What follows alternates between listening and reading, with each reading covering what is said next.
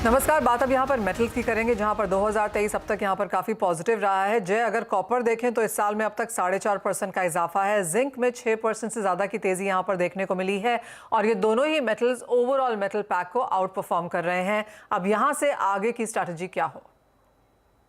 जी मनीषा, देखिए 2023 में मुझे लगता है कि यहाँ पे कॉपर आउट परफॉर्म कर सकता है और इनफैक्ट कॉपर ही नहीं, सारे बेस मेटल पैक में यहाँ पे तेजी रह सकती है। दो तीन प्रमुख कारण हैं।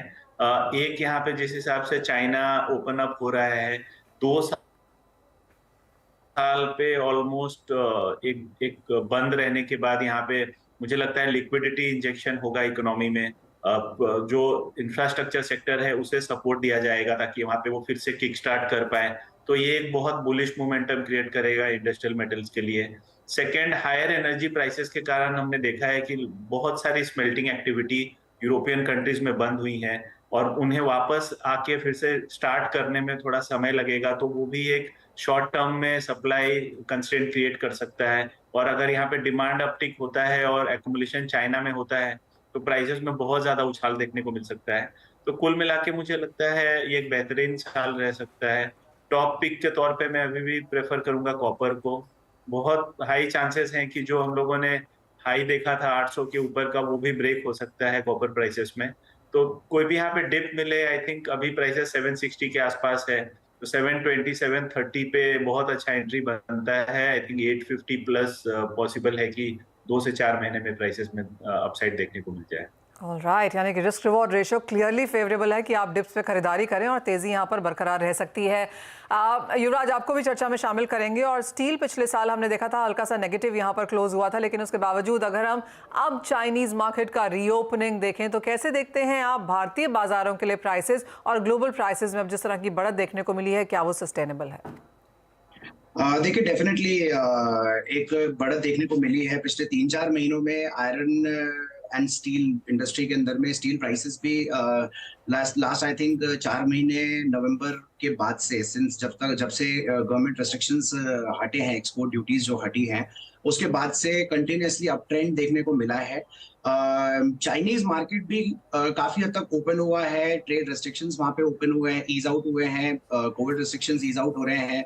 पोर्ट कैपेसिटीज भी रैंप अप हुई है चाइना में। एंड हमें यहाँ समझना पड़ेगा, चाइना जो है बेस मेटल्स के लिए एंड स्टील कमोडिटीज के लिए एक मेजर फैक्टर प्ले इन करता है।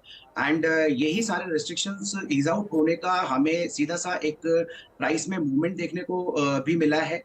दूसरी चीज, अगर हम ग्लोबली बात करें स्टील प्राइसेस में, तो इंडिया के जो एक्सपोर्ट्स हैं नवंबर मंथ से दिसंबर मंथ के कंपैरिजन में I think more than 25 to 30% exports increase हुए हैं। इंक्रीज होने के बाद भी वियतनाम और टर्की के जो कोटा है इंडियन एक्सपोर्ट्स का, वो already they have exhausted all their quota. So global cues तो यहाँ से और पॉजिटिव ही दिख रहे हैं स्टील इन जनरल, अगर कमोडिटी की बात करें।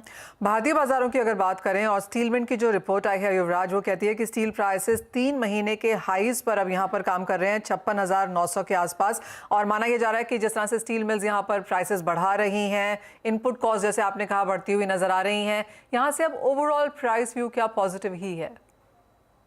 Definitely Manisha, price view positive है। ग्लोबल क्यूज देखें हम, चाहे रॉ मटेरियल के शॉर्टेजेस देखें या आयरन ओर के प्राइसेस जो कि आज की डेट में 5 मंथ्स हाई पे हैं।